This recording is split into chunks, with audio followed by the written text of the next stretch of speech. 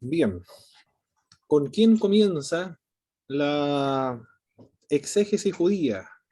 ¿Con qué Esdras. Con Esdras, perfecto, en el Antiguo Testamento. Esdras. ¿Quién estaba leyendo la Biblia en qué idioma? Arameo. Arameo. No, en hebreo primero, y Hebreo. después lo tradujo al Arameo. arameo. Y tiene que traducirlo al idioma arameo porque los que vuelven del cautiverio babilónico, el idioma que están hablando es el idioma arameo. Perfecto. ¿Qué significa, hermanos, exégesis? Interpretar. Interpretar, ¿qué más? La idea de la exégesis, interpretar y Explicar. explicar, interpretar. Extraer Extraer. el concepto. Perfecto. Extraer Lo leí otro del texto bíblico el sentido original que se Aclarar. propuso el autor. Extraer. Esa es la idea. Extraer el sentido del autor bíblico cuando lo quiso expresar por primera vez en el del texto sagrado. Y el vocablo eisegesis, ¿qué significa? Tendría que ser. Agregar. Muy La bien. opinión personal. Perfecto. interpretación Y infalible. agregar la opinión personal. Personal. Poner dentro del texto bíblico la opinión propia que yo Personal. tengo. Perfecto. Eso lo hacemos todos. Todos lo hemos hecho una vez. Porque no somos expertos en exégesis. Hoy los profesionales en exégesis conocen muy bien. Maximiliano Gallardo, por ejemplo, profesor de ISUM. El texto ustedes lo tienen de Maximiliano Gallardo. Él es de las Asambleas de Dios chileno. Fue a sacar un doctorado en Inglaterra. Y su tesis doctoral fue hermenéutica. Por lo tanto, el hombre es peso pesado. Aquí en Chile no lo quisieron mucho. Tuvo que emigrar a Estados Unidos. No, los estadounidenses, los gringos, inmediatamente lo tomaron. Y está trabajando en la Universidad Global ahora en los Estados Unidos. Maximiliano Gallardo. Se casó también con una hermana de los Estados Unidos. Y ese libro que tienen ustedes de exégesis es de él. Con Maximiliano Gallardo, del documento de ISUM. Ese libro de Maximiliano Gallardo le va a ayudar a ustedes a preparar la exégesis, a elaborar la exégesis, le enseña las metodologías de todos los géneros literarios. Vamos a trabajar con una, que es la exégesis para hacer trabajar una epístola. Perfecto. ¿Cuál es la diferencia entre la hermenéutica y la exégesis? La hermenéutica es la teoría. Muy bien. ¿Y la exégesis? Práctica. Excelente, La aplicación. muy bien, hermanos, están muy bien.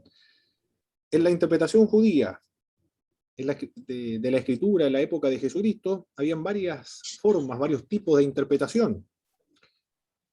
¿Cómo se llamaba aquella que interpretaba literalmente la escritura?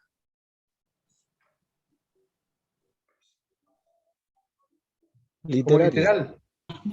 Literal Literal. o pechat, ¿cierto? Pechat. O literal. Pechat. Muy bien, literal, pechat. ¿No? ¿Y cómo se denominaba aquel método de interpretación que daba significado a los textos, a las frases, a las palabras, pero sin considerar el contexto, y busca especulaciones numéricas artificiales? Midrash. Midrash. El La midráfico. Midrash, perfecto.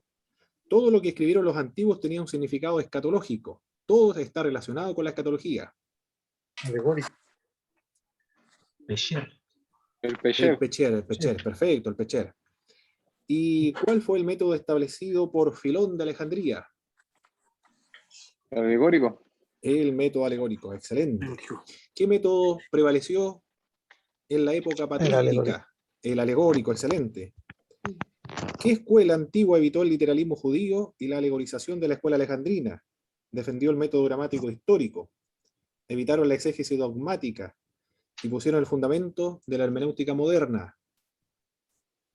¿Cómo se llama? Teodoro de Motsuestia. Perfecto, Teodoro de Mopsuestia, de la escuela de la zona geográfica Antioquía de Siria. Excelente. Antioquía de Siria, donde por primera vez se le llamó cristianos a los seguidores de Jesucristo. Cristiano. Un término peyorativo, pero para nosotros es nuestra identidad. Ujú. seguidores de Jesucristo. Claro, así somos conocidos. Nuestros nombres no interesan, no importan. Charles Spurgeon dijo en una oportunidad, cuando estaba predicando, enfervorizado Charles Spurgeon en el tabernáculo metropolitano, y con tanta fuerza ese hombre, con tanta concentración y vehemencia predicaba Charles Spurgeon, Jesucristo, eh,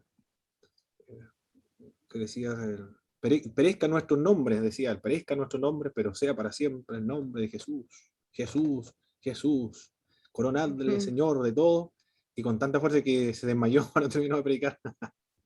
Impresionante, Sí. extraordinario, se desmayó el predicador, Dios mío, Señor. La cuenta la iglesia de IEP, hermanos, en Santiago. Había un hermano que estaban predicando al aire libre. Era un hermano ya anciano. Y él estaba predicando, fervorizado el hermano, con pasión. Y de pronto se desmayó. En plena prédica. Llegaron a llamar a la ambulancia. Y lo cuenta los hermanos que el hermano hizo este gesto, dejó caer la mano cuando lo llevan en la camilla. Eso significó que el hombre murió, falleció ahí Ah, en la calle, falleció predicando el hermano. Extraordinario, ¿eh? mm, Maravillosa forma de morir así, ¿eh? Del hermano. Muy bien. Antioquía de Siria, por Teodoro de Mopsuestia. ¿Qué dijo? ¿Cuál es el principio hermenéutico más importante para Martín Lutero? La distinción entre la ley y el evangelio. Excelente, excelente. La distinción entre la ley y también el evangelio. No es lo mismo. Hay una gran, abismante y gran diferencia entre uno y otro. No se puede confundir. Hay una diferencia abismante entre uno y otro. Se debe distinguir entre el evangelio y la ley del Antiguo Testamento, que caducó con la venida de Jesucristo. Estableció una nueva ley, muy superior, más profunda, la ley de Jesucristo.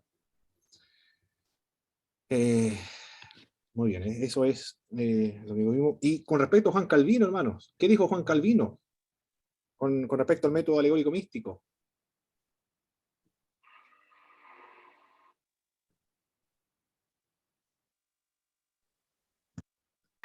Era diabólico. Eso fue lo que dijo Juan Calvino, ¿eh? Era una artimaña de Satanás para oscurecer el texto bíblico. Severo, severo Juan Calvino. Era como el apóstol Pablo, parece este hombre, ¿eh? No sé, pero el que tenía un carácter mucho más fuerte era Martín Lutero. Juan Calvino era hombre de biblioteca, de estudio, ni siquiera quiso llevar a cabo una reforma en Ginebra, o lo obligaron a quedarse en Ginebra. Un, un amigo de él, un reformador de Ginebra, lo obligó a quedarse ahí, ahí se quedó finalmente. Perfecto. ¿Y el método racional? ¿Cuál es la fuente de autoridad para el método racional, para interpretar la escritura? La razón. La razón, perfecto. Si no me es razonable para mí, entonces yo descarto esa interpretación de la Sagrada Escritura. Yo no concibo, mi razón me dice que ese texto bíblico no puede significar lo que está diciendo. Por ejemplo, la serpiente puede hablar o alguien puede caminar por el mar. Bien, eso fue lo que estuvimos viendo entonces la semana anterior. Y ahora, se están agregando más hermanos. Ahora vamos a trabajar con la clase número 3 de hermenéutica y exégesis. Pueden interrumpir la clase a medida que nosotros vamos avanzando, hermanos. No se preocupe. Puede activar el micrófono e interrumpir sin problema, hacer preguntas. O también puede aportar con sus opiniones de lo que ha leído en sus libros de texto. Ya llevan 2 tareas respondidas para, para avanzar en estas clases. Hay varias tareas que no me han llegado, hermanos. No tengo muchas tareas que he corregido, solamente algunas. Les recuerdo que en el plan de curso aparece la fecha de entrega de cada una de las tareas. Tarea 1 se entrega a tal fecha, tarea 2 se entrega a tal fecha, y las tareas atrasadas están penalizadas con 10 puntos menos, una semana, dos semanas, 20 puntos, 3 semanas, 30 puntos. Ya según mes ya no podemos descontar más porque 70 el mínimo para poder aprobar la materia, para que cumplan con la fecha, así no se atrasan. Muy bien. Los métodos entonces de interpretación bíblica. Anteriormente estuvimos viendo una reseña histórica acerca de los distintos métodos que se han utilizado para interpretar la escritura, desde la perspectiva del judaísmo, desde la iglesia primitiva, la iglesia también de los padres eclesiásticos, la interpretación que se utilizó en la época medieval, luego cuando llegaron los reformadores protestantes, y en la metodología que se está utilizando actualmente, y también otros tipos de interpretaciones bíblicas. La diferencia entre las distintas confesiones cristianas y las denominaciones obedece a la interpretación. Ahí está la diferencia, eso es lo que hace la diferencia, porque recordemos también que el intérprete arrastra consigo sus tradiciones, su cultura, su experiencia, su idiosincrasia, todo eso lo arrastra el texto bíblico, pero no es un obstáculo aquello para la interpretación de la Sagrada Escritura. Paul Ricoeur indica que es una metodología, es un recurso que se debe utilizar para la interpretación de la palabra de Dios. Después hay que revisar si nuestros preconceptos, nuestros prejuicios son errados o son equivocados. Al final de la elaboración exegética comprobamos si nuestros prejuicios son correctos o son errados, pero ese es el primer paso para acercarnos a una exégesis de la Escritura. Veamos en primer lugar entonces el método literalista. Se va enterando más hermanos, literalista, este se conoce como literalista o hiperliteralista. ¿En qué consiste? O letrista también se denomina. Permite que el intérprete caprichosamente saque conclusiones exegéticas de una frase. ¿Qué frase puede ser aquí? Yo puedo abrir un texto bíblico, ¿eh? A ver, voy a abrir aquí. En el libro de Apocalipsis me salió: y clamó a gran voz. Puede ser que comience a interpretar este texto bíblico. Clamó. Y en base a ese pasaje bíblico comienza a interpretar. Clamar, ¿qué es lo que es? Clamar en momentos de dificultad, clamar en momentos de crisis, clamar cuando estemos angustiados, con problemas de salud, en fin. Pero las palabras no tienen significado en sí mismo, tienen significado en una frase, en una oración. La oración tiene sentido, tiene significado en un párrafo, los párrafos tienen significado en un contexto. Aquí es el ángel que está clamando y no está clamando por ayuda o pidiendo auxilio, no es un clamor de oración o de ruego, sino que está vociferando el ángel, que a todas las aves que vuelan en medio del cielo, venid a alimentarse del banquete celestial con aquellos cuerpos mutilados, destrozados, que se han rebelado contra el Señor, porque el Señor lo ha acabado con ellos, lo ha aplastado. No tiene nada que ver. El método literalista, eso es lo que hace, se interpreta las frases, las palabras, aislado del contexto de la oración. Es muy similar esto a los panes de vida. Los panes de vida están descontextualizados, no nos dice el contexto en el cual se encuentra esa frase. Para poder interpretar, hacer una correcta interpretación del pan de vida, necesitamos los textos bíblicos que están anterior, posterior, y en el contexto de toda esa porción bíblica, en el capítulo y en el libro de un autor, para poder saber qué es lo que quiere decir realmente ese pasaje bíblico. O también una palabra, una sola palabra también lo interpretan, o una sola letra. Aquí ya tenemos problemas muy, muy serios. Cuando una letra tiene significado. Recuerde que esto viene de los judíos, implementaron este método hiperliteralista. Aquí le voy a dar un ejemplo de un ejemplo de la interpretación de unas letras. A ver, ¿dónde tengo aquí se me olvidó el lápiz. No, un lápiz aquí para poder dibujar. Voy a ver si no, tiene que ser para dibujar. Este quizás me sirva. Ya.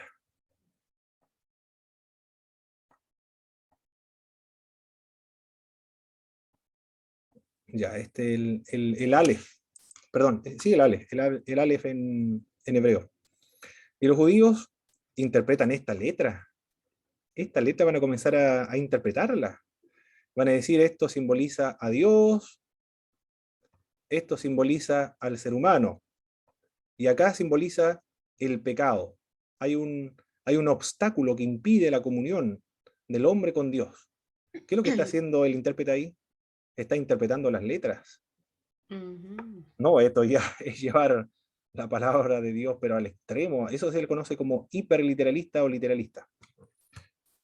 También el otro término, Elohim. Ahí.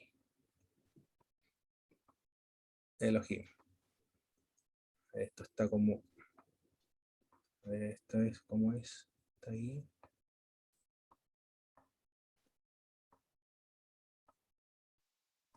Ya este es el término Elohim, el vocablo Elohim, pero hacia abajo, no hacia del lado derecho al lado izquierdo. El vocablo que es utilizado en... Bueno, esto no es Elohim, es Jehová. El término, el tetragramatón, es Jehová. En el capítulo 2 del libro de Génesis, se utiliza el vocablo Jehová para referirse a la creación del hombre. Entonces los judíos que dicen, estas letras, si usted lo pone de arriba a abajo, tiene la forma, ¿qué forma tienen ahí? ¿Ustedes lo ven? De un hombre. De un hombre. Entonces comienzan a interpretar las las letras. Esta es una yod, ahí está, la cabeza, y la otra son el cuerpo, las manos, el tronco y las piernas. Ese es un ejemplo del método literalista o hiperliteralista. Si nosotros comenzamos ya eso, en esos idiomas, empleando esas letras, se escribió la Biblia, pero si nosotros, ya supongamos en castellano, esto nunca ha pasado, pero un ejemplo simplemente. Interpretáramos las letras, ¿qué podría ser? La letra T, por ejemplo, la T. Ya.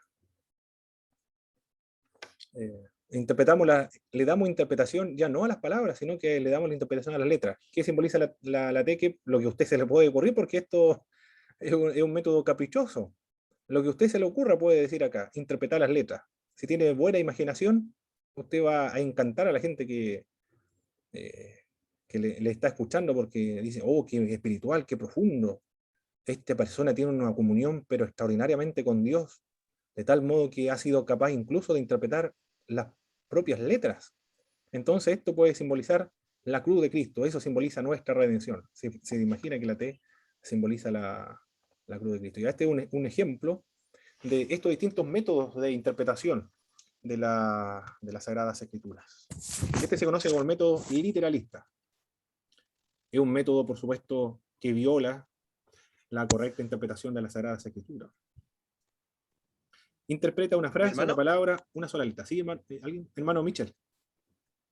sí, consulta, por ejemplo, ¿dónde estaría la división en el literalista? Por ejemplo, cuando usted habla de interpretar una letra con alegórico, podría decirse que, por ejemplo, una letra, en forma siempre para que sea literalista, tiene que ser racional, entonces, ¿no? Porque también una letra podría ser medio alegórico en que, no sé, porque usted hablaba de la T. Yo puedo pensar que pueden ser los tres caminos o algo así, y me estaría metiendo en el método alegórico, o siempre me tendría que ser, siempre al interpretar una letra, también tiene que ser con racionamiento para no incluirme en el método alegórico. Bueno, sí, está la razón ahí, ¿eh? Porque está eh, dando significados más o menos racionales a las letras, por la forma en las cuales se están escribiendo. Y la persona que lo está viendo, obviamente, le va a dar su asentimiento, porque, claro, es completamente lógico lo que usted está comentando, porque se parece a una cruz ahí, o tres caminos. Y del mismo modo el Aleph, que simboliza a Dios, el otro simboliza el pecado, y simboliza al hombre, hay una separación. Si alguien me lo explica y yo estuviera recién caminando en el Evangelio, yo le creería absolutamente porque me es lógico. En el alegórico no interpreta las letras, por eso es diferente, ahí interpreta hechos, historias, eh, interpreta narraciones históricas. Los relatos son son reinterpretados, se le aplica otro significado, otro sentido mucho más profundo. Sí, hay una diferencia. Acá se interpretan las frases, las letras, una palabra también. Miren, nosotros en las predicaciones hemos escuchado estos tipos de predicaciones, ¿eh? Por ejemplo, ¿qué puede ser? La fe. Podemos solamente leer el texto bíblico, la fe. Por gracia soy salvo por medio de la fe. Y solamente vamos a hablar acerca de la fe. Vamos a hablar acerca de la fe salvífica, el don de fe, la fe como fidelidad, la fe como lealtad. Pero ¿de qué fe me está hablando ahí de ese pasaje bíblico? Ese es el problema con estos métodos literalistas, cuando interpreta solamente una frase. Me está describiendo solamente un tipo de fe, que es la fe salvífica, de una persona, un incrédulo, que la aplica para convertirse en creyente, para hacerse creyente. Pero no me habla del don de fe, no me habla acerca de la fidelidad, de la lealtad. El problema del método literalista es que descontextualiza el pasaje bíblico. Es el problema, lo descontextualiza. Los que emplearon este método, sí. Hay un versículo igual que en algún momento escuché, creo que está en el Antiguo Testamento, cuando los pecados fueron echados en lo profundo del mar. Y también igual ahí alguna vez escuché una predicación que el predicador decía que no debíamos ir a la playa o bañarnos en el mar porque estaba contaminado por los pecados, y hace alusión a Ya. este versículo. Es un método hiperliteralista. Muy bien. Hiperliteralista, perfecto. Perfecto. También, hermanos, yo me crié en un lugar que se llama Yarquenco, en la región de la Araucanía. Y los hermanos, algunos no son pentecostales, otros sí, otros son, la gran mayoría son de iglesias pentecostales. Pero mis tíos, yo desde chico escuché, no le gustaban los creyentes, porque decían, esta gente cuando muere alguien, no ayudan a hacer el hoyo para enterrar al muerto. Todos van a ayudar con la pala, la picota, con el chuzo, pero ellos no, los evangélicos, ¿qué es lo que hacen? Se ponen a cantar, solamente. Y cuando llevan al muerto, quedan todos afuera, pero no entran al cementerio. ¿Y por qué no entran al cementerio? Porque la Biblia dice, dejen que los muertos entierren a sus muertos, por eso no participaban en hacer sepultura, hacer hoyo, en fin, eso lo dejaban para los incrédulos, ¿no? Increíble lo que hacían, ¿eh? Dios mío, Señor. Bien, son métodos hiperliteralistas. Son hiperliteralistas, ¿eh? Otros son incomprensión bíblica. Me acuerdo, un pastor tenía un amigo pastor, y lo invitaron a la iglesia, y cuando comenzaron a cantar, todos los hermanos comenzaron el primer himno, después el coro, después el otro himno, y todos saltaban. Cada vez que cantaban, todos saltaban. Le pareció muy extraño al pastor, le preguntó al final de culto a su amigo, oye, ¿por qué todos cuando comienzan a cantar un himno, me di cuenta de todos comienzan a saltar? El pastor dijo, bueno, porque la Biblia dice que hay que alabar al Señor con salterio y con arpa. Entonces, todos comentaban, se ponían a saltar. Con salterio y arpa. Bueno, hay un error de interpretación bien bueno, y tantos otros más, hay muchos ejemplos de estos problemas hermenéuticos, o de exégesis. Bueno, no son problemas, son eisegesis. Ponemos dentro del texto bíblico nuestra propia interpretación. Ellos consideraban la escritura, hasta incluso en su propia letra, era palabra de Dios. La letra era palabra de Dios. No, estos se fueron al extremo los judíos, ¿eh? La Sagrada Escritura, incluso la letra es sagrada. Entendieron la inspiración de la Biblia en un sentido mecánico, es decir, los hombres no usaron las facultades mentales que Dios les dotó, sino que fueron secretarios del Espíritu Santo para escribir tal cual como el Espíritu Santo les dictaba, pero violando la característica de la personalidad, la cultura, la idiosincrasia, el temperamento, la personalidad del escritor. Por tanto, los llevó a pasar por alto el contexto histórico, enfatizando la letra y las frases. Era similar a los musulmanes, ¿eh? Los musulmanes, el texto tiene que ser leído en árabe. porque si lo traduce a otro idioma, eso es un sacrilegio. No son aceptadas las traducciones del Corán. Yo tengo un Corán acá, un comentario de un Corán. Un Corán parece que lo tengo por acá, pero eso no está autorizado porque solamente se debe leer en árabe. Los movimientos judaizantes actualmente, son sectas judaizantes, emplean este método también, el método literalista o el hiperliteralista, en el sentido de que no es el sentido, ni tampoco las traducciones dinámicas de las Sagradas Escrituras, sino que lo sagrado es la letra y también el idioma. Es decir, para poder acercarse, tener comunión con Dios mucho más profundo, más espiritual, se debe pronunciar en hebreo. A Jesús, por ejemplo, Yeshua, Hamashiach, Ruach HaKodesh, el Elohim. Entonces, ellos piensan que el idioma es lo sagrado, no es el vehículo de comunicación de la revelación, sino que el propio idioma, las letras son sagrados. Están siguiendo este método hiperliteralista o literalista de los judíos. El otro método, bueno, ya lo hablamos, el otro del alegórico, es una ficción mediante el cual una cosa presenta o simboliza otra cosa muy distinta. Nació en Alejandría,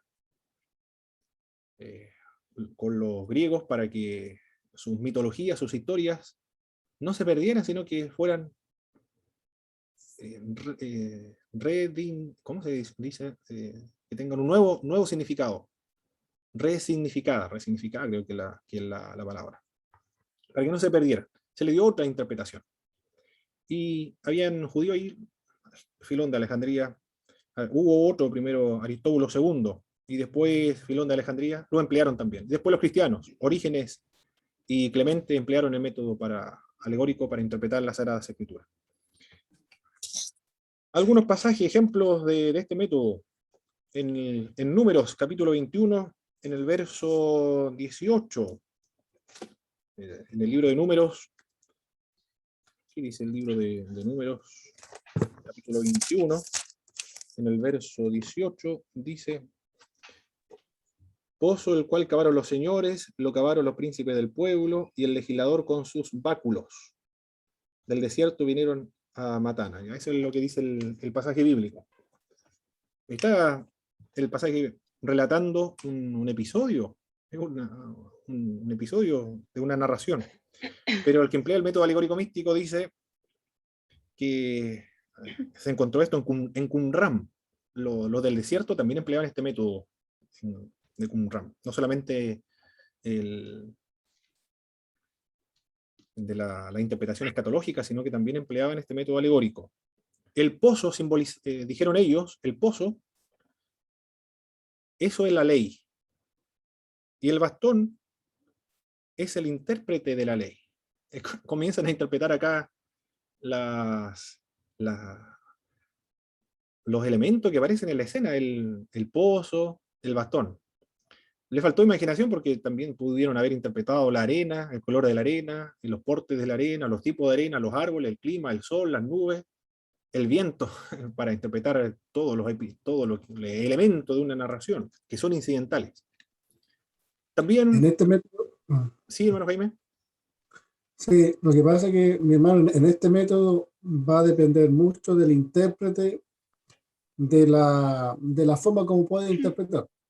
En este caso, él está dando un sentido a lo que él piensa.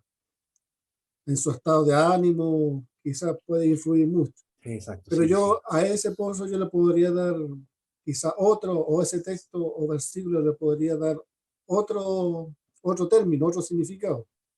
Y quizá ese mismo texto al día siguiente yo lo pueda leer y quizá mi estado de ánimo va a ser diferente y va a ser otra connotación, otro significado. Perfecto, muy bien, muy bien. Todo eso entra en el intérprete, arrastra incluso su estado de ánimo, el momento de la interpretación de la Sagrada Escritura. Muy bien, hermano Jaime. También en el episodio de la túnica sin costura de Jesús, que los romanos no querían romper. Cristo tenía una túnica sin costura, y los romanos no la rompieron. Los cristianos que van a emplear el método alegórico místico van a decir lo siguiente, los padres de la iglesia: ven la unidad indestructible de la iglesia. En ese manto, para los padres de la iglesia, simboliza la iglesia. Y como los romanos no lo destruyeron, no lo hicieron pedazos, entonces simboliza la indestructibilidad de la unidad de la iglesia. Evidentemente, así interpretaban los padres de la iglesia empleando el método alegórico. Los padres de la iglesia son importantes para saber qué métodos utilizaban, cuáles eran los conflictos que se originaron, cómo surgen las doctrinas que van a ser recibidas posteriormente. Pero aquí, en cuanto a la interpretación de la Biblia, emplear un método que es objetable hoy. No es legítimo, es arbitrario utilizarlo actualmente. Los neopentecostales emplean bastante este método alegórico místico. Los neopentecostales se deben diferenciar del pentecostalismo clásico, son diferentes. El pentecostalismo clásico está más relacionado con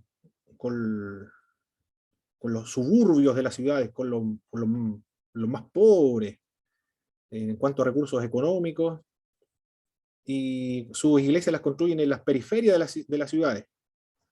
El neopentecostalismo construye las iglesias en los centros de las ciudades, compran cines o compran también mall. Yo lo vi a comprar un mall completo ahí en Bogotá, Eduardo Cañas. Hay una diferencia ahí. Entre otros, de pensamiento es totalmente diferente, radicalmente diferente. Pero ellos son dados muy al método alegórico. Este mismo pasaje bíblico que la iglesia interpretó como la unidad indestructible de la iglesia, el manto sin costura de Jesucristo, los neopentecostales lo interpretan que Jesucristo, simboliza ahí, que Jesucristo era multimillonario, o tenía mucho poder adquisitivo, era rico. Porque esa túnica sin costura solamente lo podían emplear personas que tenían muchos recursos económicos. Es decir, Jesucristo tenía un poder importante adquisitivo, no era un pobre, sino que era una persona multimillonaria. Bueno, esa es la idea que le dan los predicadores de la prosperidad. Pero si nosotros utilizamos el método gramático histórico para interpretar ese mismo pasaje bíblico de la túnica sin costura de Jesucristo, entonces ya vamos a tener que hacer una investigación acerca de quiénes usaban esa túnica sin costura. Lo utilizaban los sumos sacerdotes. Flavio Josefo, por ejemplo, lo dice. Los sumos sacerdotes utilizaban esta túnica sin costura. Por lo tanto, Juan lo registra ese episodio. ¿Por qué Juan registra de que la túnica de Jesucristo era sin costura? Para resaltar el oficio sacerdotal entonces de Jesucristo, Cristo como el sumo sacerdote, el que da la posibilidad a los seres humanos de entrar a la presencia de Dios sin necesidad de otro mediador. Bueno, lo dicen en todas las narraciones, el estar en relación con el contexto del Evangelio de Juan. La oración sumo sacerdotal también de Jesucristo. Bueno, todo está relacionado con la idea del sumo sacerdote, uno de los oficios de Jesucristo sacerdotal. Ahí se interpreta utilizando otra metodología, otro método de interpretación que el gramático histórico. Depende del método que usted utilice, los resultados van a ser diferentes. El método gramático histórico le va a decir, Juan lo que quiso decir es resaltar el oficio sacerdotal de Jesucristo. Bien. La otra es la interpretación dogmática. Es una práctica en todas las confesiones cristianas esta. Pero principalmente la interpretación dogmática es utilizada por el catolicismo romano. Todo lo que interpreta los católicos romanos deben estar en relación o en concordancia con lo que establece el dogma. No pueden salirse del dogma. Los exégetas católicos tienen problemas con los teólogos dogmáticos. Me di cuenta en una conferencia, en una charla, en una conferencia teológica que se estaba dando en la Universidad de Salamanca, la antigua Universidad de Salamanca, donde se debatió acerca de si los pueblos latinoamericanos, los pueblos prehispánicos, tenían alma o no, y si tenían derecho a sus tierras o no. Fray Bartolomé de las Casas, por ejemplo, Francisco de Vitoria, debatieron en la Universidad de Salamanca. Ahí en la Universidad de Salamanca estaban los exégetas católicos y los teólogos dogmáticos católicos. Y me di cuenta que tienen conflicto realmente, porque el exégeta le preguntó al teólogo dogmático que hay que revisar el tema del sacerdocio de los creyentes en el Nuevo Testamento, o el oficio sacerdotal hay que revisarlo, según el punto de vista de la teología dogmática, porque dijo el exégeta católico, no recuerdo cómo se llamaba, Rafael Aguirre parece que se llamaba, Rafael Aguirre, y monasterio, decía que en el Nuevo Testamento nosotros no vemos, decía él, el estudiante el intérprete de la Escritura, no vemos que hayan sacerdotes, hay diáconos, hay presbíteros, hay episcopos, los obispos, hay poimen, los pastores, pero sacerdote no hay ninguno, nunca se mencionó un sacerdote. Y en el catolicismo romano, para escoger a un sacerdote, los requisitos son lo que se establecen para los episcopos, el obispo, o por el presbítero, que es el anciano, o el diácono, pero no hay un requisito para un sacerdote. Me parece que no hay sacerdote entonces en el Nuevo Testamento. Y tiene toda la razón el exégeta católico, la conclusión es la misma de los evangélicos. Nosotros los evangélicos tenemos pastores, obispos, presbíteros, ancianos, pero no tenemos sacerdotes, porque todos nosotros somos sacerdotes, ejercemos el oficio sacerdotal, todos nosotros somos, en un sentido, tenemos libre acceso a Dios, y todos tenemos la oportunidad para leer la Escritura, interpretar la Sagrada Escritura, tener un libre examen de la Escritura, y hablar, anunciar de parte de Dios. Tenemos ese derecho a hablar acerca de Dios, enseñar acerca de Dios, de leer la Sagrada Escritura, sin necesidad de un mediador.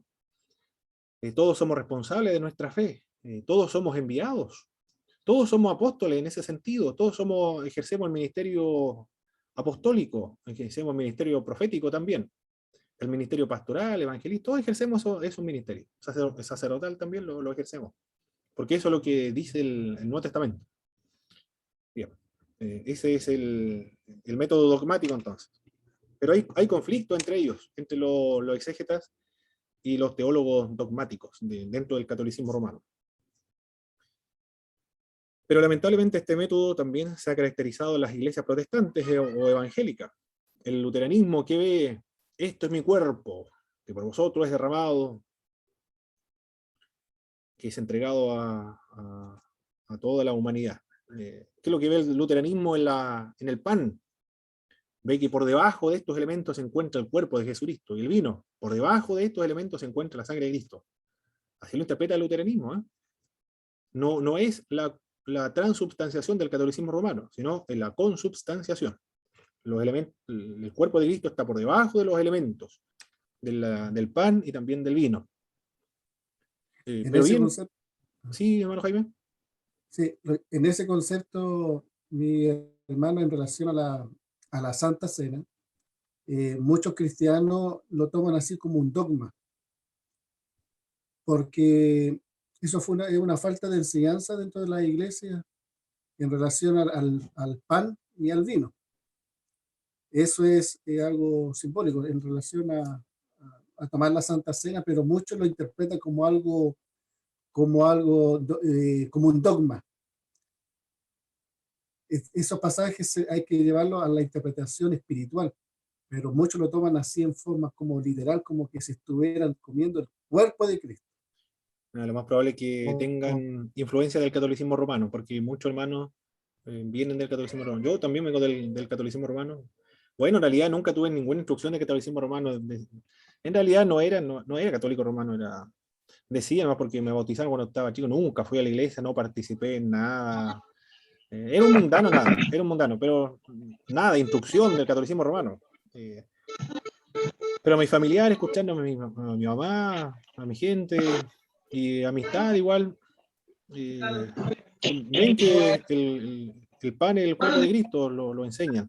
Y muchos hermanos ya se convirtieron, por ejemplo, a los 20 años, 30 años, hicieron la primera comunión, confirmación, asistían a misa, y después se convirtieron al evangelio, se hicieron cristianos evangélicos. Entonces arrastra lo más probable esas ideas del catolicismo romano. Por eso es que lo interpretan lo más probable así. Y otros con el bautismo de niño, igual, algunos bautizan niños porque piensan que si se muere el niño se va a ir al limbo, o no va a ser salvo, tiene que bautizarse. No, igual hay una comprensión católica romana fuerte, muy, muy, muy fuerte. Pero eso se debe a eso, de que por 500 años el catolicismo romano ha estado presente acá en América, en América Latina. Y todo eso se arrastra cuando nos hacemos cristianos evangélicos. Por eso es que es muy importante hacer un discipulado dentro de las iglesias. Cuando llegamos a la fe evangélica, es necesario hacer un discipulado a largo plazo, como lo hacía la iglesia primitiva. 3 años se demoraban en presentar a una persona para el bautismo, 3 años. Pero con una instrucción profunda, acabada, de un estilo de vida, no es solamente doctrina los días domingos, a la mañana, ver la justificación por medio de la fe, quema la cena, sino que era un estilo de vida completo. Se aseguraban a esa persona que era creyente. No, en algunas partes una ¿Sí? charla, ¿no? En algunas partes una charla no hay listo. Claro, así es una pequeña charla nada más. Y después inmediatamente lo sacan a predicar al aire libre, a la calle. Y sin ninguna instrucción, en una oportunidad. Estaba nuevito el hermano, estaba predicando en una plaza por acá, por Osorno, contaban. Y el hermano se convirtió de verdad, el hermano, se experimentó el poder de Cristo en el corazón, pero no tenía instrucción cristiana. Y comenzó a decir, Dios creó el cielo, creó la tierra, el mar, creó todas las cosas, creó la humanidad, creó los árboles, y comenzó a describir todo lo que Dios había creado. Y alguien le gritó, le dijo, ¿a dónde la viste, pobre ignorante, que Dios creó todo eso? Y él le respondió, si no lo habrá creado Dios, ¿habrá sido tu abuela entonces? Le respondió el hermano.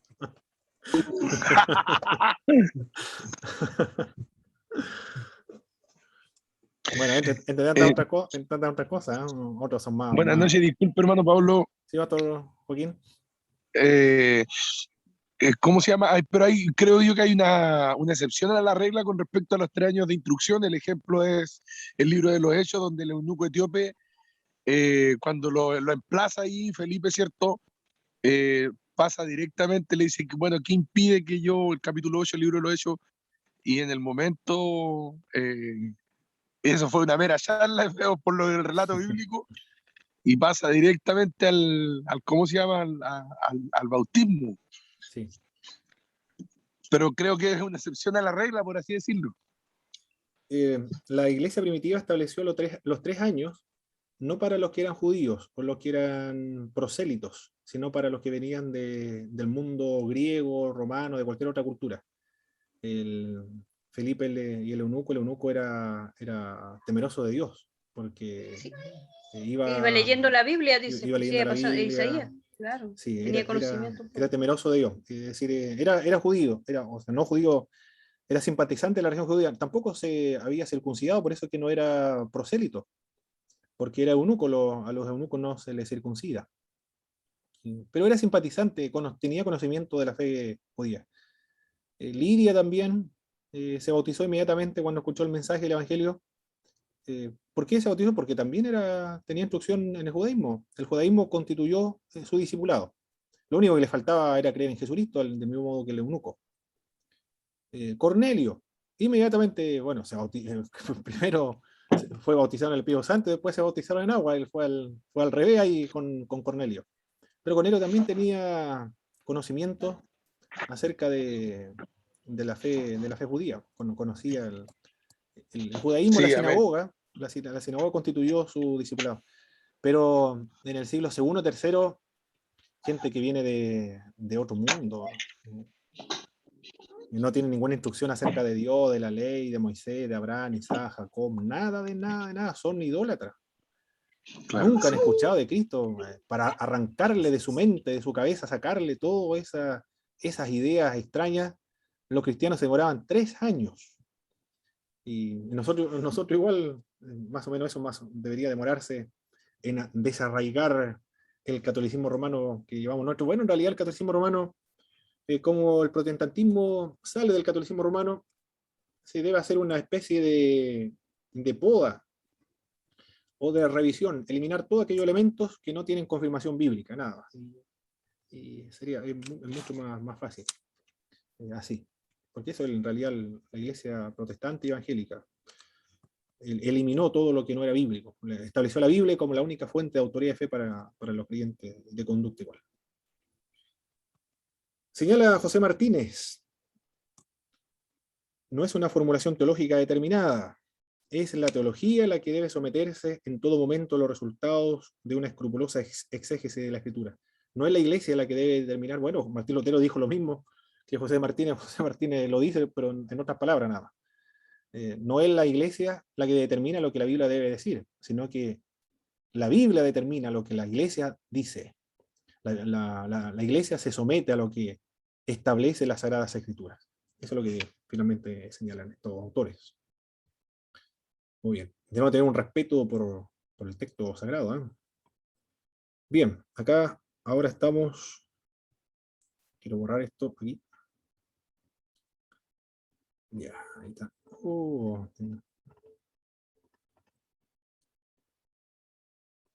ya. Hermano Paulo, Sí, Manu Benavé. Ahí se va. ¿costará discipular a un musulmán, por ejemplo? Debe ser bien complicado. Claro que sí, pues. Claro que sí, un musulmán. O un hinduista también, un musulmán o hinduista. En una oportunidad, una iglesia que había era un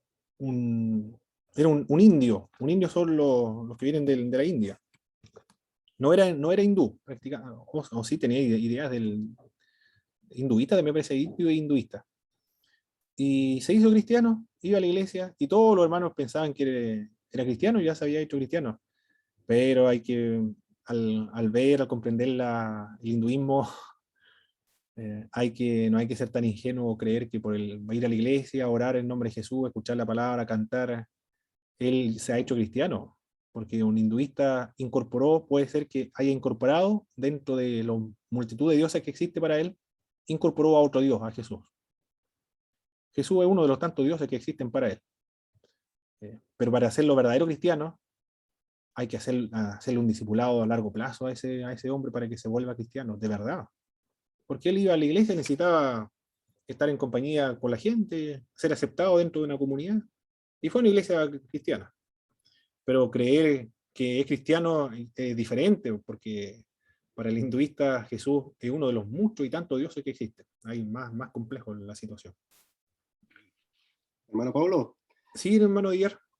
bueno, estaba escuchando un poco y me recordé un poco a las reformas que hizo Esdras, si no me recuerdo. Si me corrigen, cuando expulsó a todas las mujeres extranjeras Hoy sí. de cuando volvieron del retorno. O sea, la importancia, el efecto que tiene tener, no sé, la cultura de otra nación, otros dioses, el efecto a largo plazo que tiene eso, que es muy difícil quitarlo en el tiempo. Exactamente, sí, así es. Así es. Y no solamente de culturas que vienen de afuera, culturas nuestras, naciones que están dentro del país, de Chile. No conozco la situación de los aymara, de los quechua o rapanui que se han hecho cristianos, conozco la realidad de los mapuches. Pero hay hermanos que son encargados de obras, predicadores del Evangelio, pero cuando se enferman van a consultar y tienen mucho más confianza una machi para sanarse de una pierna, por ejemplo. Y dicen, esto no es una enfermedad de médicos, dicen ellos, esto es una enfermedad mapuche. Diferencia la enfermedad huinca de la enfermedad mapuche. Esto no es una enfermedad huinca, dice. Por lo tanto, no vamos a ir al hospital, sino que esto es una enfermedad mapuche. Cuchán es dolor, ¿eh? Enfermedad de eso es. Cuchán. Mi agua echa cuchán tañilonco. Me duele mucho mi cabeza. Mi agua echa cuchán tañilonco. Dice la mapuche. Entonces ellos dicen, para esta enfermedad tengo que ir a un... Es el remedio. La buena, el remedio. Y ellos van a los matches, sí, es increíble, hermano. Encargados de obras, predicadores del Evangelio, pero no se han desarraigado todavía desde su mente aquellas tradiciones antiguas. El ir a una machi, las machi trabajan con espíritus que no son de Dios. tienen un dios hay una especie de 4 dioses en las rogativas cuando oran, del dios padre, de un diosa madre, un dios joven, una diosa joven también, como 4 dioses. Pero no solamente eso, comienzan a invocar a los espíritus de los antepasados. No, ya no puede ser que un hermano, y no es que no lo entiendan, si son hermanos, son mapuches, saben el mapudungun. Por lo tanto, cuando la machi está invocando a todo esto, ellos lo entienden, no es que sea un wink que va a consultar con una machi. Es muy extraño eso, hermano, que se pueda consultar a los machos. Pero eso es Le dicen, la realidad. disculpe, le dicen la buen mapu, poyen pupeñí, es que es remedio de la tierra, mi hermano amado. Pero, voy a prender la cámara. La verdad es que, ay, ¿para qué le gusta esto? Le pego mucho. Ahí sí. Ya, que el Señor les bendiga. Ahí estoy con mi esposa, estamos escuchando los dos la clase. Hermanos, La verdad es que, disculpe que interrumpa, el Señor nos mandó a trabajar aquí a la zona lacustre, directamente a Licanrá y Villarrica. Ahora el Señor nos está dando la oportunidad de abrir también en Pucón, y mañana vamos a en el Tume, y la mayoría, por no decir el 100% de los hermanos que el Señor nos ha permitido trabajar, son mapuches. Y como bien dice usted, parte de lo que es el discipulado, la instrucción por medio de la palabra del Señor, es enseñarle o decirles a ellos que tiene un trasfondo cultural y ya no es espiritual, porque para ellos hay muchas cosas que están arraigadas al ser mapuche, no es solamente parte de la cultura, para ellos es parte de su espiritualidad, y hay un montón de cosas, ¿no? Un montón de cosas que ¿cómo se llama? Que ellos celebran y que son parte de su tradición y que la hacen latente. Entonces, poder entrar en eso tiene que ser solamente, bueno, a través de la palabra, pero a través del Espíritu Santo, porque si no, de otra manera, imposible convencerlos, es imposible convencerlos. Nosotros hemos visto, lo digo para la gloria del Señor, el respaldo del Señor, pero ha sido muy complejo, y como usted dice, hay situaciones donde ellos quieren, por todos la forma de vida y por haber, ir donde la Machi, que la Machi les diga, y ahí empezamos con el Lagüen de la Ñuque Mapu, que la Madre Tierra les va a dar una... y ahí se hace compleja la situación. Sí. Un misionero puede, los misioneros son, bueno, tienen más herramientas, más instrumentos para ayudar allá, tienen un poco más de ayuda, más recursos para evangelizar. Claro, porque otra nación, otro pueblo, mucho más antiguo, milenario, que hay que evangelizar. Oye.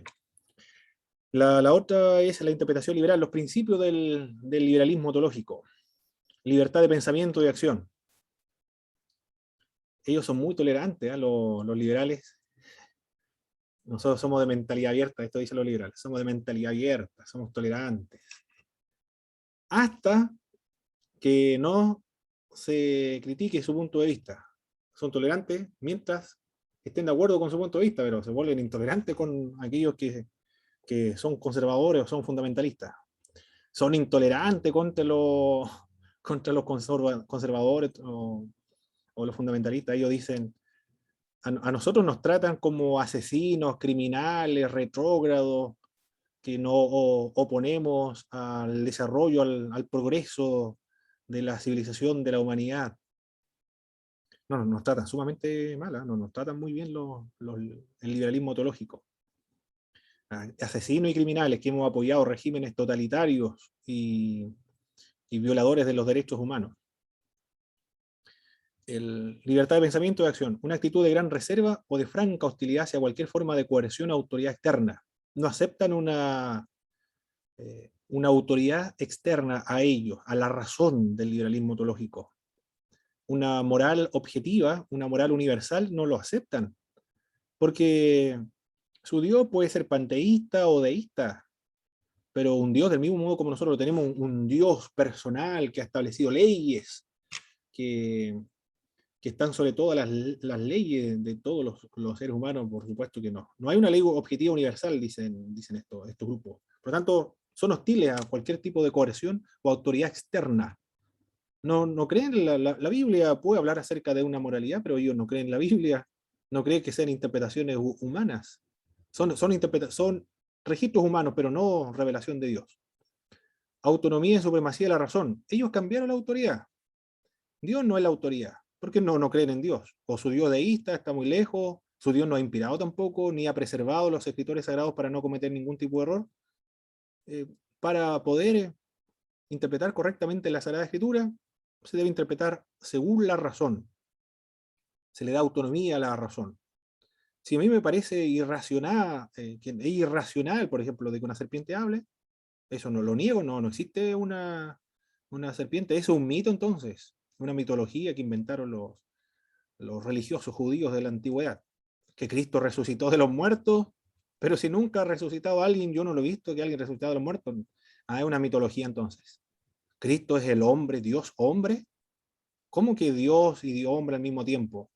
No, eso Cristo es un hombre común y corriente.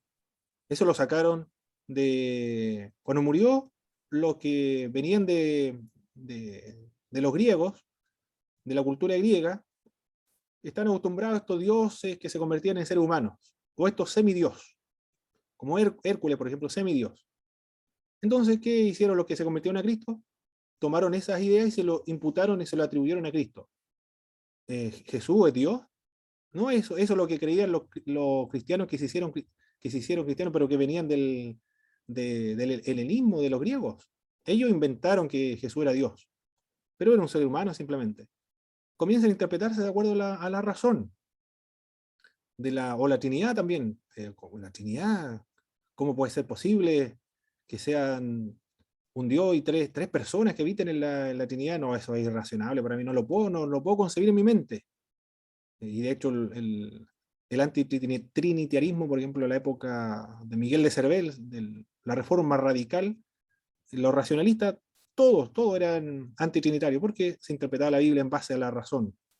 Todo lo que no es concebible para la razón se rechaza. Caminando por el mar, esto lo dice William Barclay.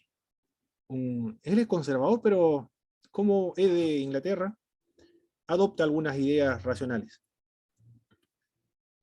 Cristo caminaba por la orilla, y como había una tormenta tan grande, el barco fue precipitado rápidamente hacia la orilla, y ellos pensaron que caminaba por el mar, pero en realidad Jesús estaba caminando por la orilla.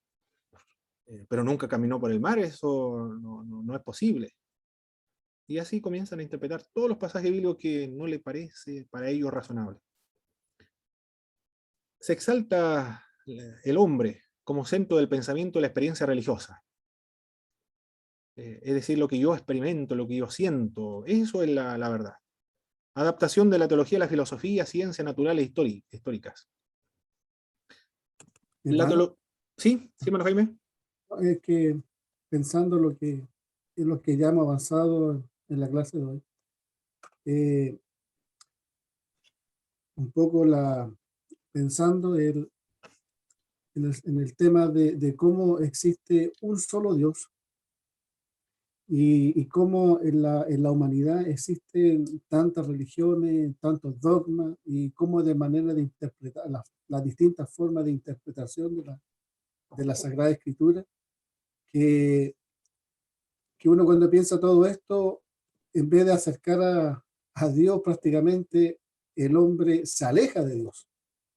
Con todo lo que uno puede examinar, lo que estamos viendo en este tema, uno tiende a pensar cómo el hombre busca de mil formas, ¿no es cierto?, en su propio razonamiento y pensamiento, quizás no de buscar a Dios en su propia forma.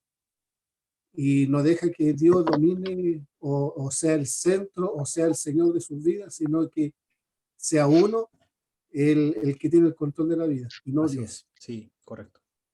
Eso es lo que ocurre acá con esta interpretación liberal. La teología de ellos, del liberalismo teológico, no viene de la Biblia. El fundamento no es la Biblia. También es la Biblia. Los conservadores, solo la Biblia. Los protestantes históricos, solamente la Biblia. Pero cuando decimos protestantismo histórico, en realidad, hermanos, No soy tan preciso porque dentro del protestantismo también hay liberales. Pero la teología liberal se fundamenta en la filosofía, en la ciencia natural, la ciencia histórica y la Biblia también. Esa es la diferencia. Hay otra fuente de autoridad, hay otros documentos para hacer teología. En el catolicismo romano, la tradición, el magisterio, la Biblia. En el liberalismo teológico, la Biblia, la filosofía, la ciencia natural y la historia. Para hacer teología. Ahí está, por eso se llegan a esas conclusiones. Porque la fuente no es única y exclusiva la Biblia, sino otras fuentes también para hacer teología. Quizá los pastores antiguos, cuando hablaban acerca de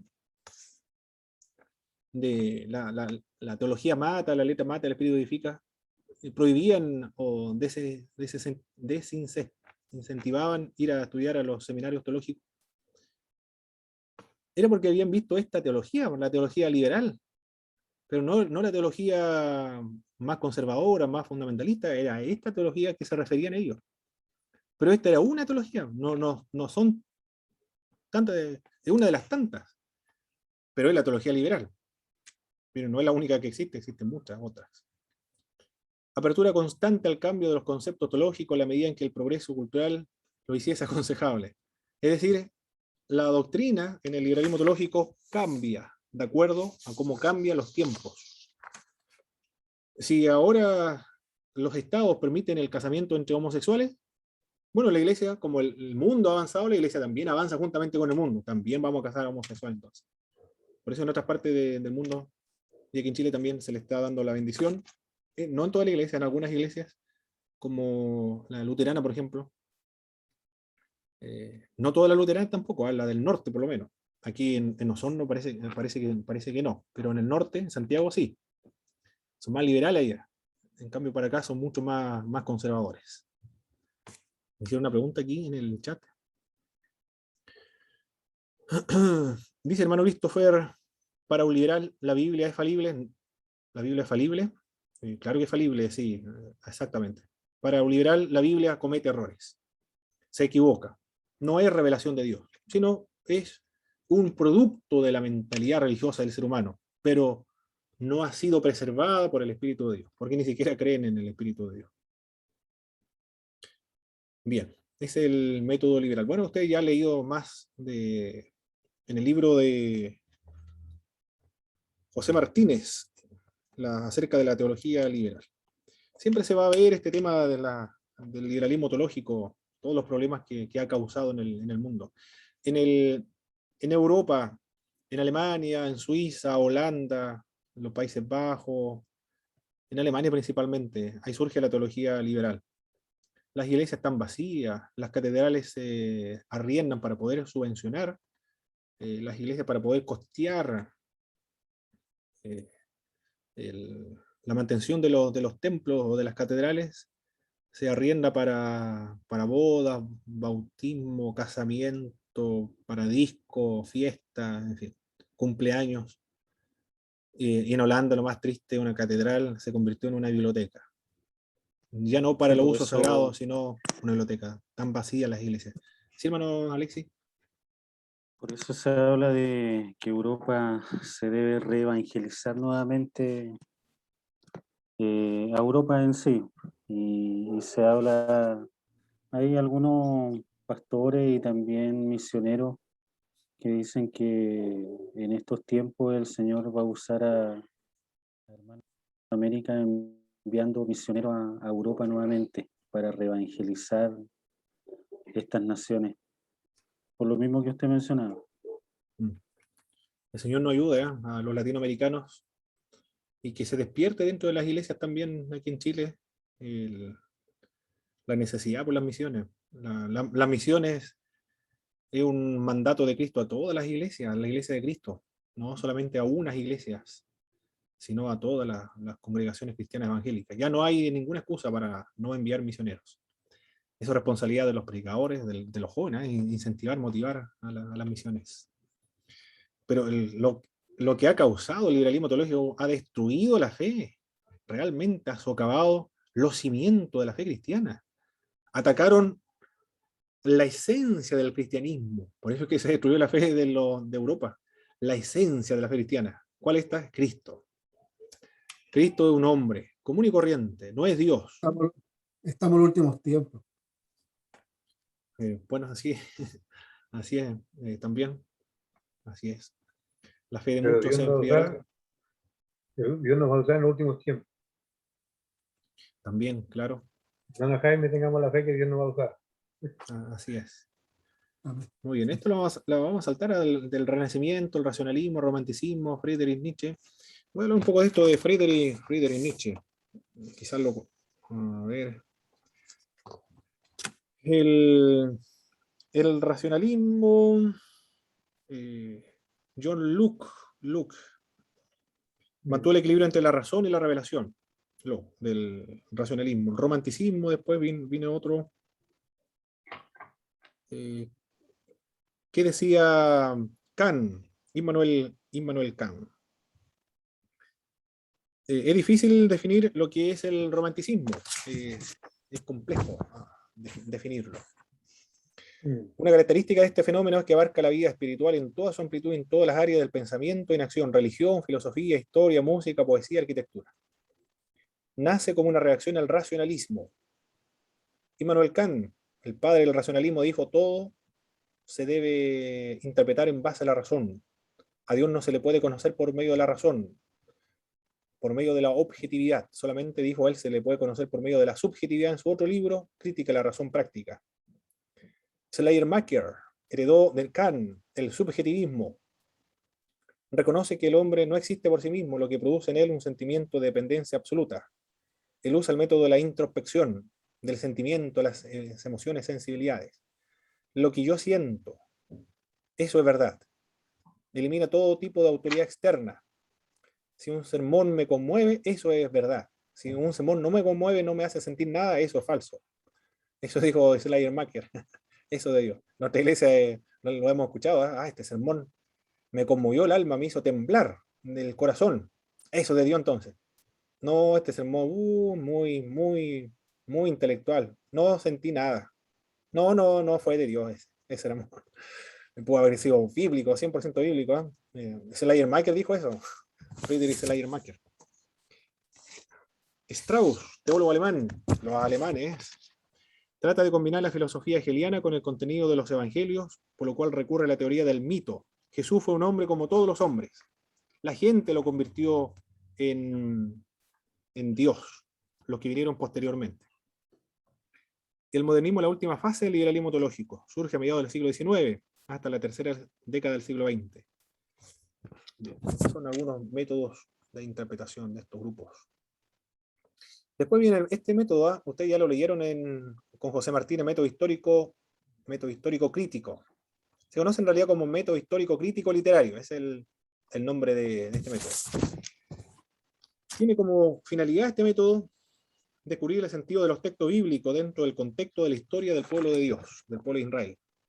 Aquí, en el método histórico crítico literario, se estudia el autor, la fecha, la fuente de información, la fuente que usaron ellos para componer su obra, el fondo histórico, en qué época se escribió, el género literario también, el ley, poesía, narrativa, profético, apocalíptico, epistolar, características lingüísticas también, información arqueológica. Es extraordinario este método histórico crítico literario, no un método que se debe soslayar, es importante y lo utilizamos también en el exégesis, porque cuando realiza usted un exégesis, el autor, la fecha, destinatarios, también Histórico.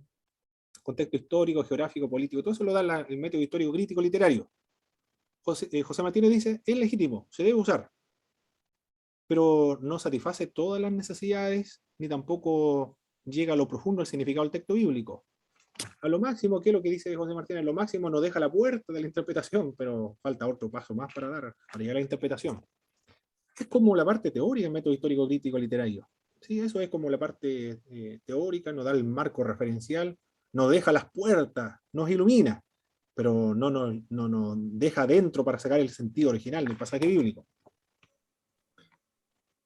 Pero el método histórico crítico literario fue mirado con sospecha de parte de los teólogos, pero no por el método en sí, sino por las personas que usaban el método histórico crítico literario. Gerhard von Rath, por ejemplo, aquí tenemos algunas imágenes, a ver si lo veo bien la pantalla.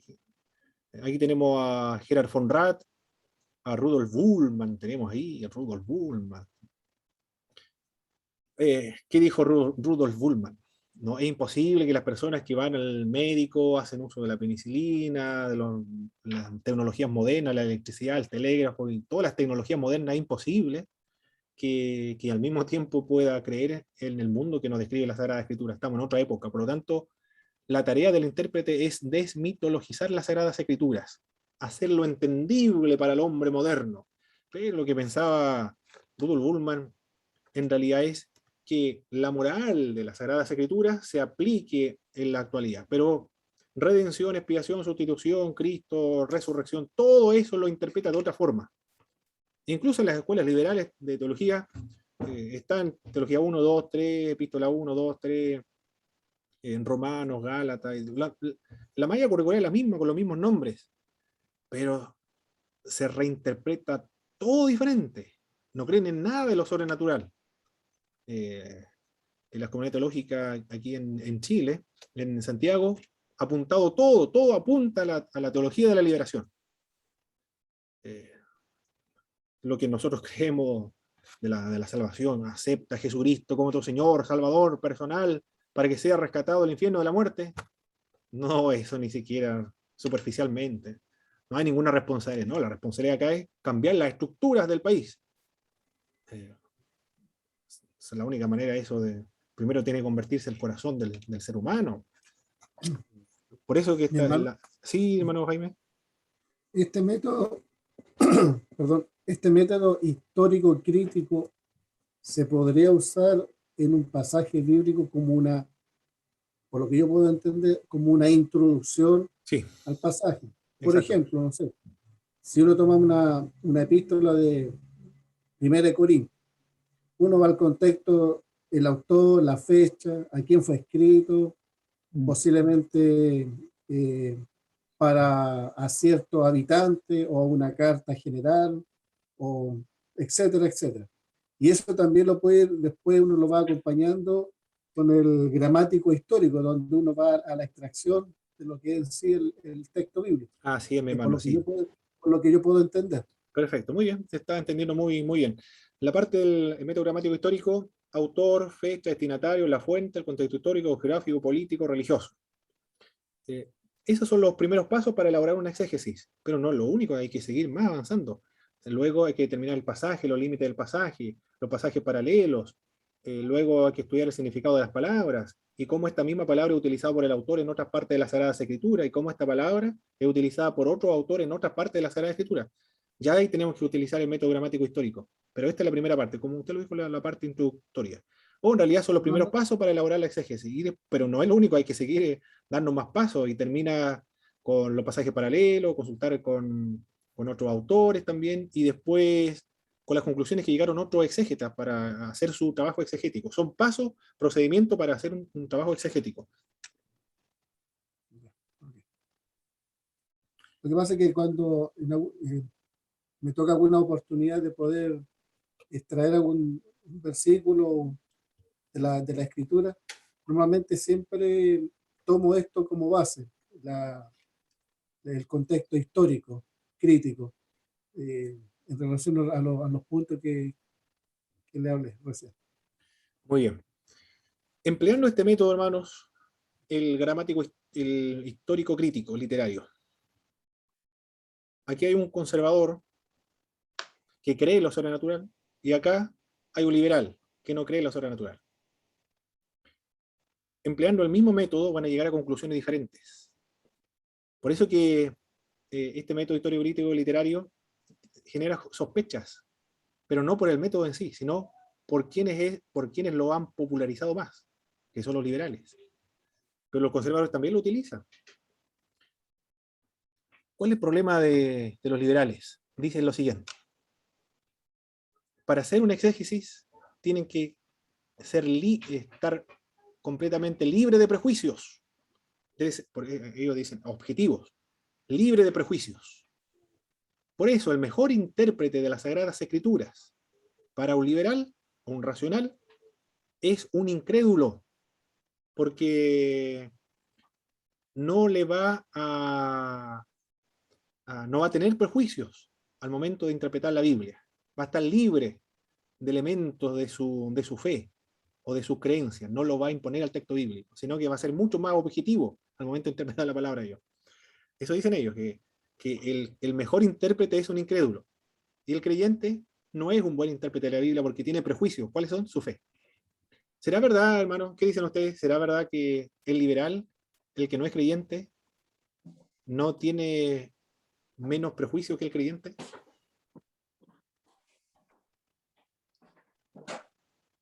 Tiene ese prejuicio. Yo creo que no, profe. Porque el liberal o el incrédulo ya viene con un prejuicio de que ¿Cuál? Dios no existe, o Claro de que que sí, pues. Dios, Ahí entonces, Claro que sí, pues. También tiene su prejuicio. Sí, sí, exactamente. En definitiva, todos tenemos prejuicios, obvio. ya sea creyente o no creyente, está en el ADN del ser humano, tener, arrastra, ya sea que en la iglesia o no esté en la iglesia, va a arrastrar alguna doctrina, alguna enseñanza y la va a llevar al contexto bíblico o al contexto que está estudiando. Al final de cuentas va a ser así. Exactamente. Tiene su prejuicio también. Sus prejuicios son, no existe lo sobrenatural. No existe la ¿Sabe, inerrancia de la Sagrada Escritura. La sabe, Biblia hermano, es falible. ¿Sí? que con esto, ese punto, me dio como una idea?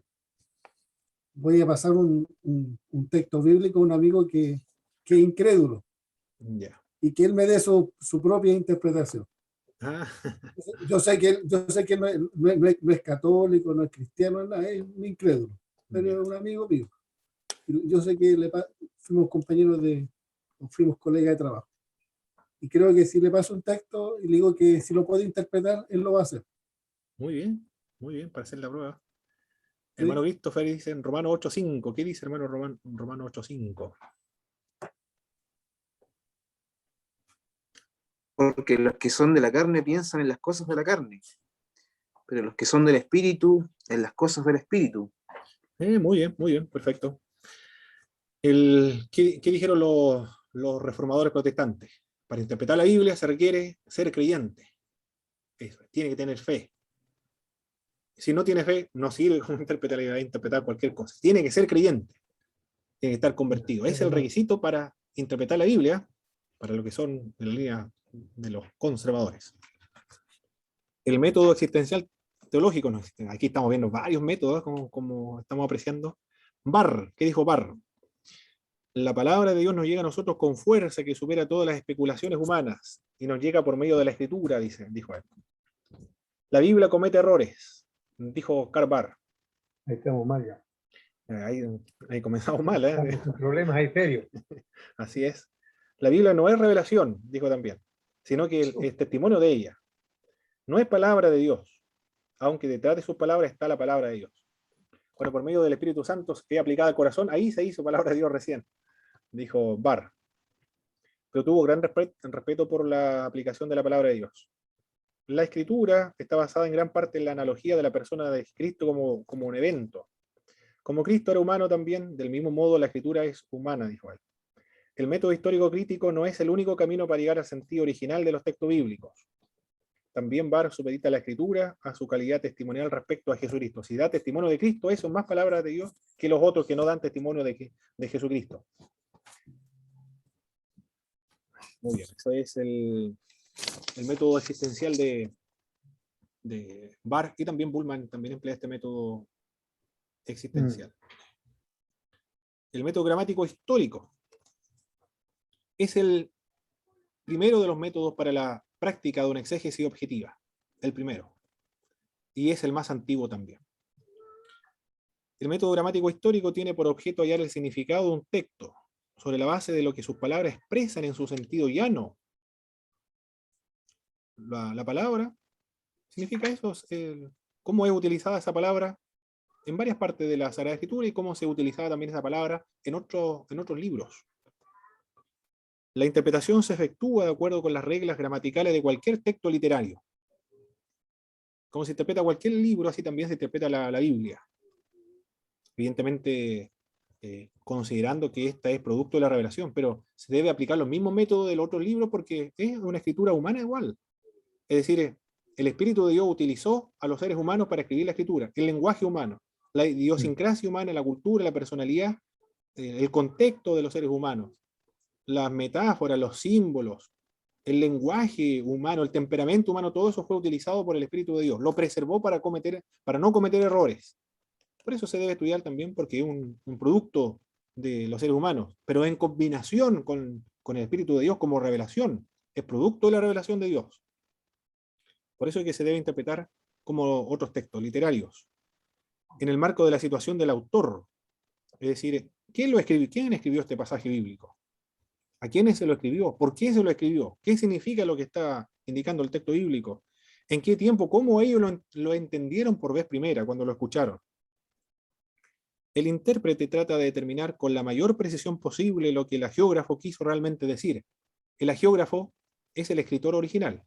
Los apógrafos son los escritores posteriores, es decir, los transcriptores, los que copiaban la escritura, se le denomina los hagiógrafos. Y los apógrafos. Los hagiógrafos son los escritores originales.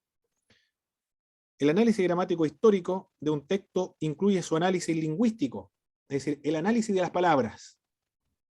¿Qué significa fe? ¿Qué significa ley? ¿Qué significa gracia? ¿Qué significa espíritu? ¿Qué significa don? Expiación, sustitución. Bueno, las palabras, ¿qué significan las palabras? ¿Qué quiere decir realmente las palabras? La gramática, el orden de las oraciones, el orden de las oraciones es importante. Juan, en el principio era el verbo, y el verbo estaba con Dios, el verbo era Dios.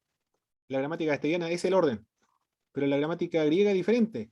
Y Dios era el logos, es decir, el teo era el logos, Dios era la palabra. Es diferente, la gramática es diferente, el orden es distinto en griego, porque el autor, Juan, quiso enfatizar la divinidad del verbo, o del logos, que es Jesucristo. Por eso le da ese orden. En castellano se pierde porque y el verbo era Dios, pero en el griego, y Dios era el logos. Es decir, Dios era la palabra, ¿no? Y cambia totalmente diferente. Se estudia eso, la gramática, el contexto en el cual se dijo el pasaje bíblico. Los pasajes paralelos, ¿cómo he utilizado este término logo en otros pasajes de la Biblia por Juan? En las epístolas, ¿cómo utilizado por Pablo en otras partes de la Escritura? ¿Cómo fue utilizado por escritores extra bíblicos este término logos? Los pasajes paralelos también. Cuando Pablo, los Gálatas dice, vamos a trabajar con Gálatas, la ley. Cuando habla acerca de la ley, ¿cómo lo utiliza Pablo en este texto de Gálatas? ¿Cómo lo utiliza Pablo en Colosenses, en Efesios, en Corintios, en Romanos? ¿Qué connotaciones le da? En otros pasajes más adelante y más atrás del libro de Gálatas, ¿qué sentido le da el término ley? ¿Cómo usa Pablo la ley? ¿En qué sentido? Y otros, Juan, Pedro, Santiago, ¿cómo utilizan el término ley en otros pasajes de la Biblia? Todo eso se debe investigar en este método gramático histórico. En el lenguaje figurado también, ¿sí? Sí. Recordemos que la escritura fue traducida al griego. Y el griego es muy rico en la literatura en sí. Entonces, los pasajes bíblicos o dentro de los versículos, hay que llegar prácticamente a la raíz, qué es lo que quiere decir Dios a través de la escritura. Porque el griego tiene muy rico literatura en sí, en general. Correcto. En Corintio, por ejemplo, habla acerca del hombre natural, psíquicos, el neumáticos y el sarquicos y el sarquinos, cuatro personas. En castellano se pierde eso, solamente aparecen 3. Y los términos griegos connotan diferentes características de los seres humanos, por eso es importante estudiar las palabras. El lenguaje figurado, guardáis los días, los meses y los años. ¿De qué está hablando Pablo ahí? Guardáis los días, los meses y los años. Era un ayo, la ley era un ayo, un paidagogo, ¿Qué es un paidabó, un ayo? ¿Está empleando una metáfora, un símil? ¿Está haciendo uso de algún modismo hebraico? Todo eso es lo que se debe analizar en esa parte de la interpretación de la Sagrada Escritura en método gramático histórico. Tomás de la Fuente, en su libro, dice que el método correcto no es una pretensión, pues se ha determinado eliminando lo que son falsos de acuerdo con la conciencia cristiana universal. Cuando decimos hay un método correcto, que es el método gramático histórico, no es pretencioso decir que el método gramático histórico es el mejor que hay, sino que se ha llegado a esa conclusión después de comparar, analizar, a través de todos 1000 años de historia del cristianismo y uso de los distintos métodos, y se han eliminado aquellos que han llegado a conclusiones diferentes utilizando el mismo método. Utilizando el método liberal, han llegado para hablar acerca de Jesucristo, empleando el método liberal, a conclusiones, pero que todavía no hay un consenso. ¿Para qué vamos a hablar el método literalista o el método alegórico místico? Nunca se han puesto de acuerdo porque las imaginaciones son abundantes la gente. Pero teólogos de distintas confesiones, empleando el método gramático histórico, han llegado casi a las mismas conclusiones. Ya nos está indicando algo eso. Es decir, este es el camino correcto entonces. Porque hay un consenso, han llegado casi prácticamente a las mismas conclusiones. El teólogo católico, el exégeta católico, ha llegado a casi las mismas conclusiones del exégeta evangélico, empleando el método gramático histórico. No el dogmático, sino el gramático histórico. No hay sacerdote en el Nuevo Testamento. Se han llegado casi a las mismas conclusiones. Él nos está diciendo entonces que este es el método, entonces, el neutral, que puede ser utilizado por todos para llegar a interpretar correctamente el sentido original de la Sagrada Escritura.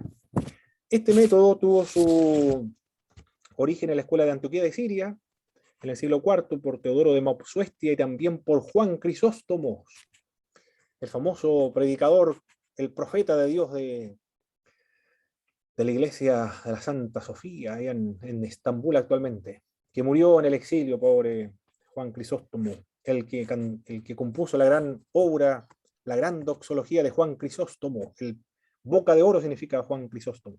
Él también empleó este método, el método gramático histórico, y después fue revitalizado por Martín Lutero, Juan Calvino. Juan Calvino escribió: el verdadero significado de la escritura es el significado más obvio y es el más natural. No se hizo problema Juan Calvino. El significado de la escritura es el más obvio y el más natural. Tal cual como estoy leyendo, eso significa, nada más. No le vamos a buscar ningún otro significado profundo o espiritual. Tal cual como yo lo leo, eso es lo que me quiere decir el pasaje bíblico, señaló Juan Calvino. Bien, mis temas. Vamos a hacer un repaso de lo que hemos visto. Identifica usted los siguientes métodos de interpretación bíblica. Interpreta cada frase, palabra, incluso la letra, y le da un significado. ¿Cómo se llama este método? Hiperliteralismo. Literalista o hiperliteralista.